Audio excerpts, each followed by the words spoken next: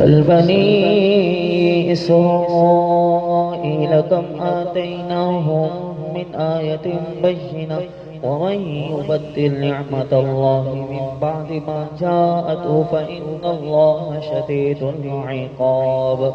زين للذين كفروا الحياة الدنيا ويسخرون من الذين آمنوا والذين اتقوا فوقهم يوم القيامة والله يرزق من يشاء بغير حساب.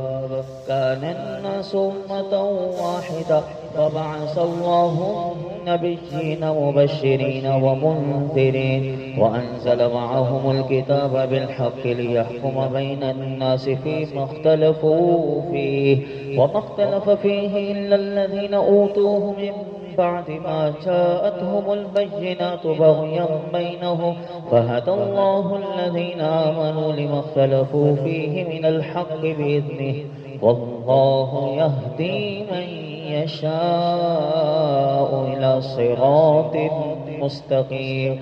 أم حسبتم أن تدخلوا الجنة ولما يأتكم مثل الذين خلوا من قبلكم مستهم البأساء والضراء وزلزلوا حتى يقول الرسول والذين آمنوا معه متى نصر الله ألا إن نصر الله قريب ألا إن نصر الله قريب.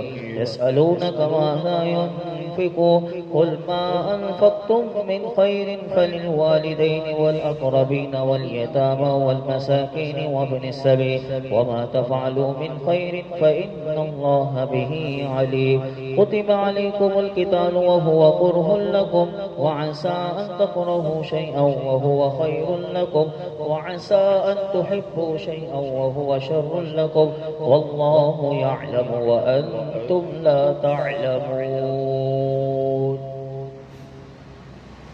يسألونك عن الشهر الحرام قتال فيه قل قتال فيه كبير وصد عن سبيل الله وكفر به والمسجد الحرام وإخراج أهله منه أكبر عند الله والفتنة أكبر من القتل ولا يزالون يقاتلونكم حتى يردوكم عن دينكم إن استطاعوا ومن يرتد منكم عن دينه فيمت وهو كافر فأولئك حبطت أعمالهم في الدنيا والآخرة وأولئك أصحاب النار هم فيها خالدون. إن الذين آمنوا والذين هاجروا وجاهدوا في سبيل الله أولئك يرجون رحمة الله والله غفور رحيم.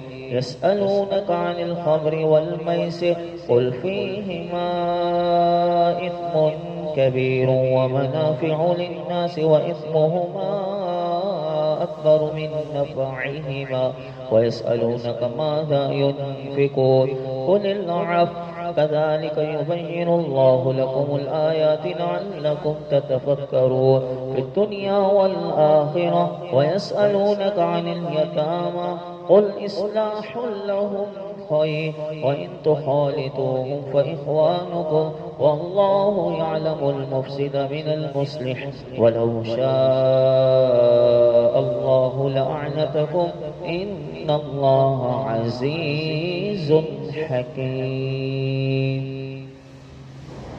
ولا تنكحوا المشركات حتى يؤمنوا ولأمة مؤمنة خير من مشركة ولو أعجبتكم ولا تنكحوا المشركين حتى يؤمنوا ولعبد مؤمن خير من مشرك ولو أعجبكم أولئك يدعون إلى النار والله يدعو إلى الجنة والمغفرة بإذنه ويبين آياته للناس لعلهم يتذكرون.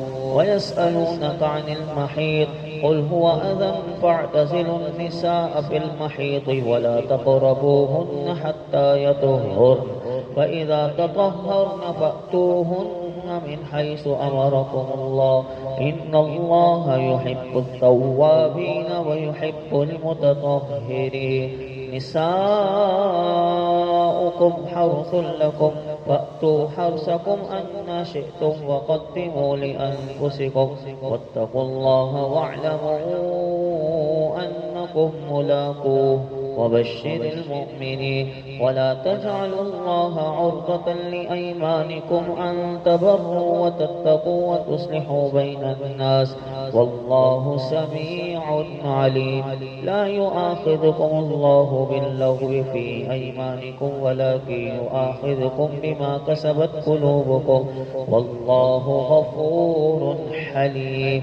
للذين يؤلون من نسائهم تربص 4 أشهر فإن فاءوا فإن الله غفور رحيم وإن عزموا الطلاق فإن الله سميع عليم. والمطلقات يتربصن بأنفسهن 3 قروء ولا يحل لهن أن يكتمن ما خلق الله في أرحامهن إن كن يؤمن بالله واليوم الآخر وبعولتهن أحق بردهن في ذلك إن أرادوا إصلاحا ولهن مثل الذي عليهن بالمعروف وللرجال عليهن درجة والله عزيز حكيم. الطلاق 2 فإمساك بمعروف أو تسريح بإحسان ولا يحل لكم أن تأخذوا مما آتيتموهن شيئا إلا أن يخافا ألا يقيما حدود الله فإن خفتم ألا يقيما حدود الله فلا جناح عليهما فيما افتدت به تلك حدود الله فلا تعتدوها ومن يتعد حدود الله فأولئك هم الظالمون. وإن طلقها فلا تحل له من بعد حتى تنكح زوجا غيره وإن طلقها فلا جناح عليهما أن يتراجعا إن ظنا أن يقيما حدود الله وتلك حدود الله يبينها لقوم يعلمون. وإذا طلقتم النساء فبلغن أجلهن فأمسكوهن بمعروف أو سرحوهن بمعروف ولا تمسكوهن ضرارا لتعتدوا ومن يفعل ذلك فقد ظلم نفسه. ولا تتخذوا آيات الله هزوا واذكروا نعمة الله عليكم وما أنزل عليكم من الكتاب والحكمة يعظكم به واتقوا الله واعلموا أن الله بكل شيء عليم.